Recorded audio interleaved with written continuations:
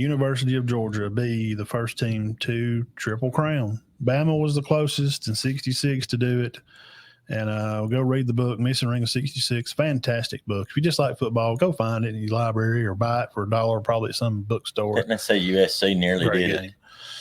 Yes, they did too. With Texas, when Vince Young, they would have three-peated. It's terribly crazy hard, but if anybody can do it, man, I'm not going to say easy because it's not easy playing football in the conference. But Georgia has a weaker schedule. Okay, they're out of conference teams. They're not playing a Texas or they're not playing a Florida State. Birds ain't stupid, so y'all don't go on here commenting crazy stuff. He knows that. But the biggest thing is Georgia can stay healthy and they can make another run at this. Can they do it, Birds? What do you got for us? Can they do it? Yes. Will they do it? We'll have to see.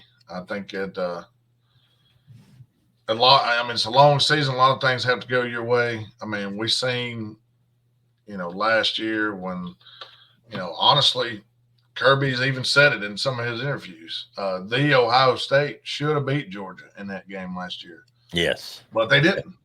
So, when you give somebody that opportunity, and I think it opened their eyes up, and then TCU just – anyway, we won't go there. You don't think TCU was really that bad, do you? No, I don't think they were that bad. I really don't think so. I think they just really got down and just a juggernaut, wasn't it? I think it was just and people will say, even in the pregame and the press pregame, when they see Georgia come out versus what TCU was lining up, it wasn't an even fight. Let's say that. Right. So everybody knows Kirby's the head coach over there, and Big Matt knows. Do what? I thought Vince Dooley was still over there. and Big Matt definitely knows that Mike Bobo is the new offensive coordinator, and he loves that guy. I know. Glenn Schumann and Will Muschamp are your defensive coordinators, and some of the guys that don't get enough credit, Brian McClendon, passing game coordinator, receivers coach, and Dale McGee with the big get. Dale McGee's good. Yeah, Dale McGee's he's got those running backs looking good. He's very good if they can stay healthy. Mm-hmm. He played at Auburn. Oh, I didn't know that. Yeah, he played defensive back at Auburn, but he's like one of the top assistant coaches that's not a coordinator in the country. Gotcha. So I'm just going to flip to a couple of the PFF, like I was talking about, the Pro Football Focus. Mm-hmm. And I'll run through who they have on offense and defense, and then I'll go through the names individually. Pro Football Focus has 5 guys on their all SEC offensive team from the Dawgs. A couple you'll know, Brock Bowers, probably Cedric Van Pran, which is going to be the senior, Tate Rutledge, which is going to be Ratledge, which is going to be the right guard, Amarius Mims, which is going to be the right tackle, and then transfer coming in, Dominique Lovett. So you got 3 of the 5 linemen that's going to start on PFF's just Pro Football Focus's all offensive team. On the defensive side, you have Najir Stackhouse, which will be on the D line, Dumas Johnson, which had a pretty good season last year, and then you have in the secondary Malachi Starks, which would just be a sophomore, will probably be an All-American. They'll be battling back against, Alabama safeties for that All-American, did he?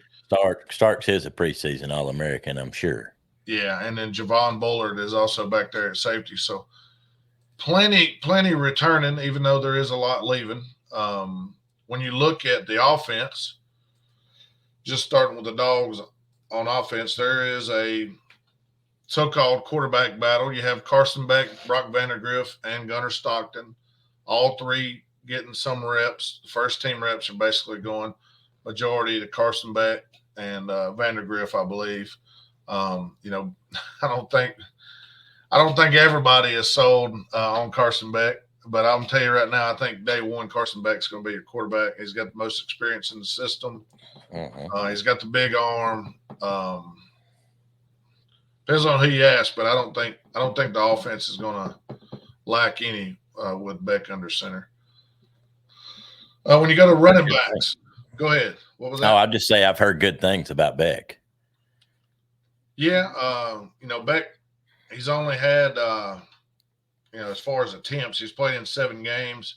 That was last year. He was 26 for 35 for 310 yards and 4 touchdowns. So that's one thing they're lacking. And kind of like Alabama, you got to see how the quarterback's going to turn out. Right. That position is going to be huge. I mean, we all know it's quarterback driven.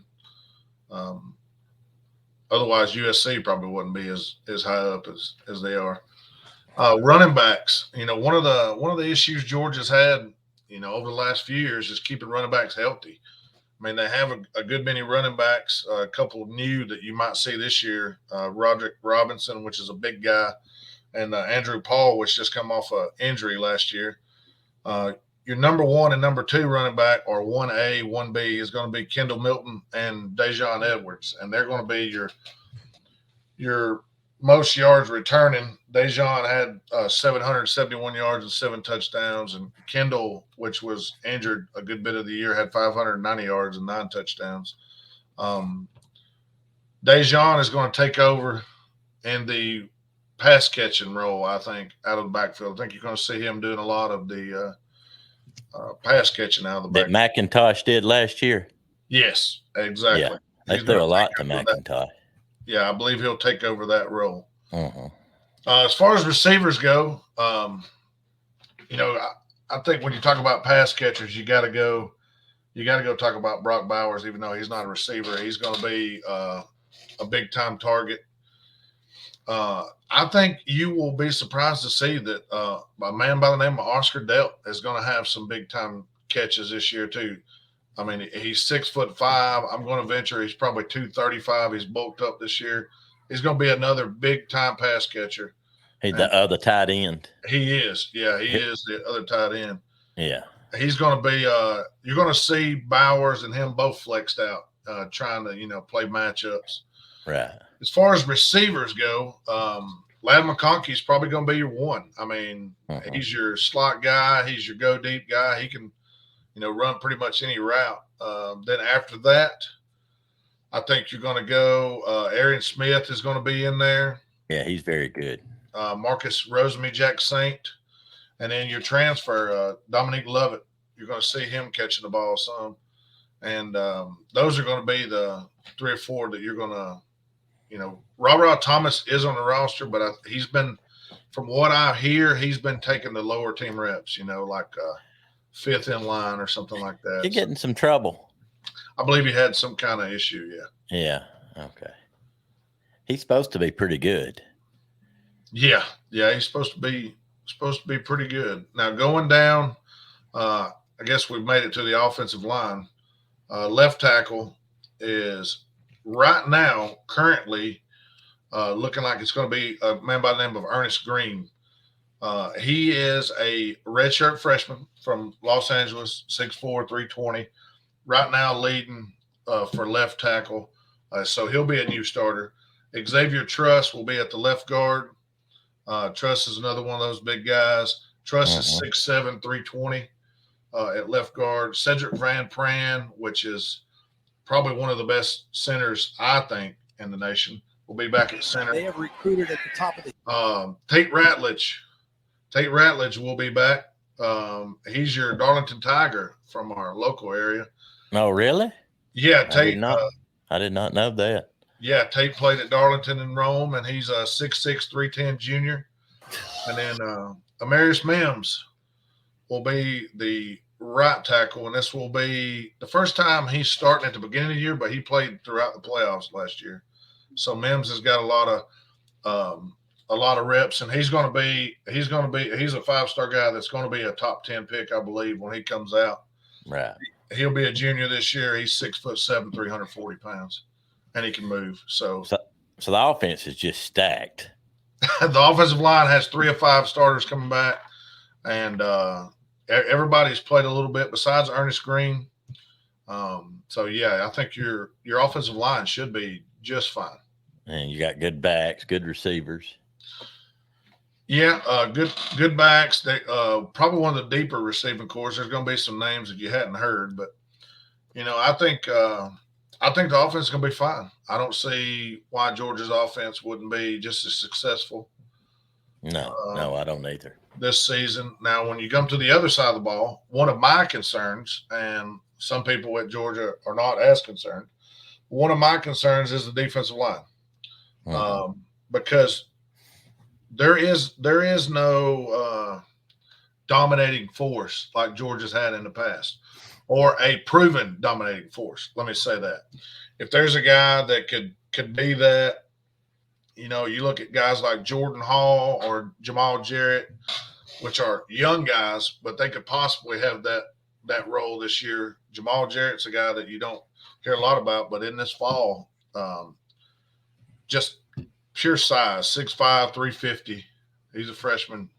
Jamal Jarrett, he's going to be interesting to watch and see. But as far as, starting up front, we'll go defensive end, Michael Williams. He's not even been participating yet, but he'll be back for the season, we hope. Let's see. Walthour will be there. I talked about Jordan Hall. You got Zion Logue and Nazir Stackhouse. You did lose the one transfer that went to USC and Bear Alexander. Right. That hurt, didn't it? That hurt as far as depth goes. Yeah, I believe that they'll be fine, but you want to have another guy of that size. You never want to lose somebody that big and quick. Outside backer, your probably most experienced guy is Chaz Chambliss from Carrollton, and he's probably, I don't even know if he may be a fifth-year guy, but Chaz has been there a while. Marvin Jones Jr., Damon Smith is another guy to look for. I think Marvin Jones is going to be one of those guys that you hadn't heard anything about, and he's going to pop up, end up being a big-time draft pick one day. And then Jamon Dumas Johnson at inside linebacker, or the money backer, whatever you want to call it. Yeah, they all call them different things, don't they? Yeah. Along with E.J. Lightsey, which is, I'd call him a tough guy. That's the guy that got shot in the leg or whatever so many times anyway. That's a long story. But and then C.J. Allen, C.J. Allen coming up. He'll be another linebacker to go along with Smile Munden. Xavier He's good. Story. Yeah, these guys are good players. Xavier Story is one that I've been told to watch out for, that he could have a breakout year at linebacker. So go along. I know that. Go ahead. Sorry. Oh, I know Molden's like the top returning defensive player besides Starks, is he not? I would say he's up there. Yep. Yeah. Yeah, they did lose. One that you talked about earlier, Tresman Marshall went to Alabama. And then Rian Davis, he entered the portal after the break too. But as far as the secondary goes, Smoke Bouye was in there, but he's recently been he's not That's there. That's got to be the best name in college football. Well, he's not in college football anymore, from what I understand. But anyway, oh no. Nyland Green will be one of your cornerbacks. Julian Humphrey and Dalen Everett is another guy to go along with Kamari Laster, A.J. Harris at the other side. But your best players are probably going to be your safeties, Malachi Starks and Javon Bullard. And Joel Aguero. I've been told to put a star by his name because they say this dude is an old school safety that will come up and knock your block off, made in the Greg Blue type mold. Right. I don't know if y'all remember him back in the day. Yes, I do. Then you still got Tyke Smith and Marcus Washington Jr. off of the backfield back there at Star. Like you said, there's all kind of names for these guys. But right. That Kwame Lassiter, where's he from? That name just sounds familiar. There may have been another guy that played that. I think his dad might have played pro football. I'm serious, because I've heard that name before. He's from Savannah. But this Chambliss you were talking about, he's the one that hit Corum so hard, right? That's the guy I got up here on the screen. His video played at Carrollton. Yeah, that's the guy that played at Carrollton. That's him. That's the one that hit Corum when he swung the pass out to him. Year before last. I believe so. I believe you're right. Yeah. And these videos right here, man, it doesn't do justice what he looks like now, even though he looked impressive then. 6'3", 243. Yeah. 6'3", 243. This is his senior year of high school. That's big. Now, he's probably gained 20 pounds. You know, well, he's stronger, too. Well, sure. He's just 18. How can you not be good if you're 6'3", 243? I mean, really? Well, I was 6'3", 220, and I wasn't that good. Oh, please. I was just strong, but now he goes 6'3", 250 now. Wow. See, look, this guy's causing havoc. We're watching some clips here from the Chambliss guy. Benton's Bird is going through some Georgia players. There he is right here. This is just one of the many other of the names that he's named. These guys are dudes, okay? And they're from all different positions, and they're all on one team now, and they're all playing for Georgia, and it's just not fair. And I think they should have to play. They should have to play Alabama and LSU every year. I mean, I know they can't help it. They're in the East, and the East has not been real good. But, they ain't nothing they can do about that. But, dang, man, geez, please. Can they get something? And I know they're supposed to play Oklahoma. Well, now the next year, boy, they've got it. They're getting hammered in. Yeah. They got Bama and Oklahoma. They got Bama, Tennessee, Clemson, Oklahoma. and Oklahoma. Yeah, that's a lot of pressure. But y'all better three-peat. Y'all may not win another. I don't think they'll lose a game, years. Benton. I mean, not in the regular season. I'm picking them to go 12-0. Defensively, I don't know why they shouldn't be just as good as they always are. Mm-hmm. Why not? It is a question, and the only questions for a quarterback is because we hadn't seen Beck play really. And Benton knows this. I like Vandergriff. I don't know. It's not that I don't like Vandergriff.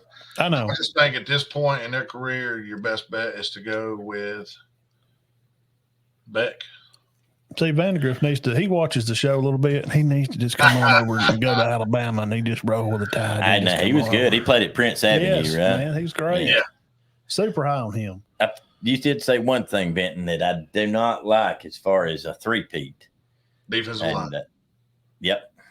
The what? Yeah. Their defensive line. Their defensive line was amazing the last 2 years. Well, but they're all gone now. They were bound to lose them because they're a bunch of sophomores and juniors. Then they were junior seniors, and now they got a few of the juniors that were juniors. Now they're seniors. Mm-hmm. But there's only how many of them? 3.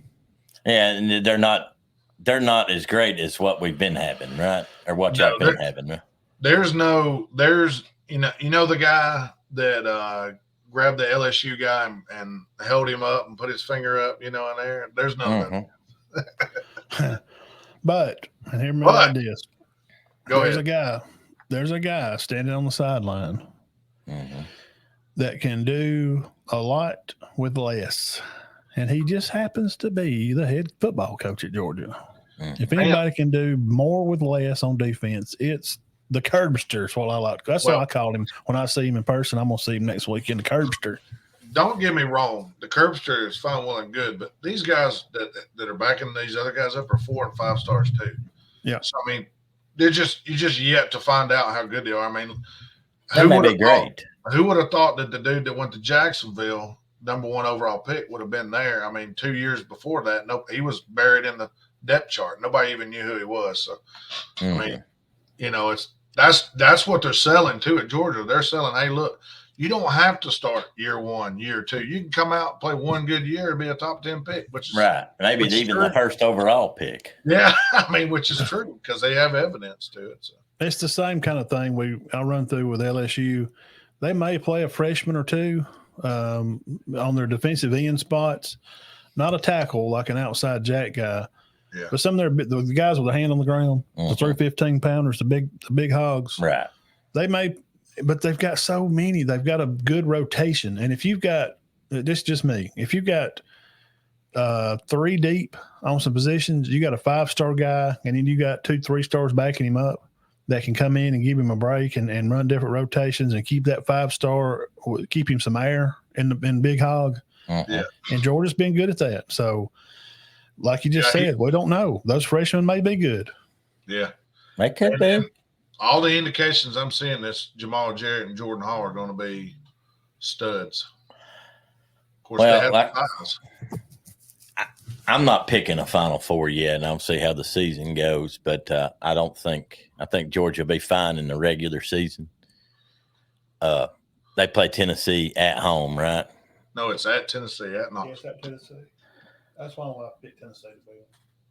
I still can't. I don't think Tennessee's going to be as good because of Hooker and Hyatt being gone. But I still can't pick against them. I don't think Tennessee's going to score enough points. I mean, they brought that high scoring offense to Athens last year, and got choked out. They just didn't have it as good as Tennessee was last year. And I know Georgia was good last year, but they just didn't have any trouble with them whatsoever. And I don't think Georgia's that down on defense. They might not be as great as they were the last 2 years, but I'm sure it won't be a big time fall off. They're finished. Birds, It's over. Let me just add this. Whenever you get in there and you get to winning and when it becomes a thing like Bama, when you start winning 5 or 6, look what happened last year. Bama loses 2 games by a combination of 4 points. It's over. The dynasty's over. Saban's folding it up now. Yeah. He's reached a ripe old age, and he's just not ready. Well, He just don't have it no more. He's not hands-on with them, Birds. He's just not going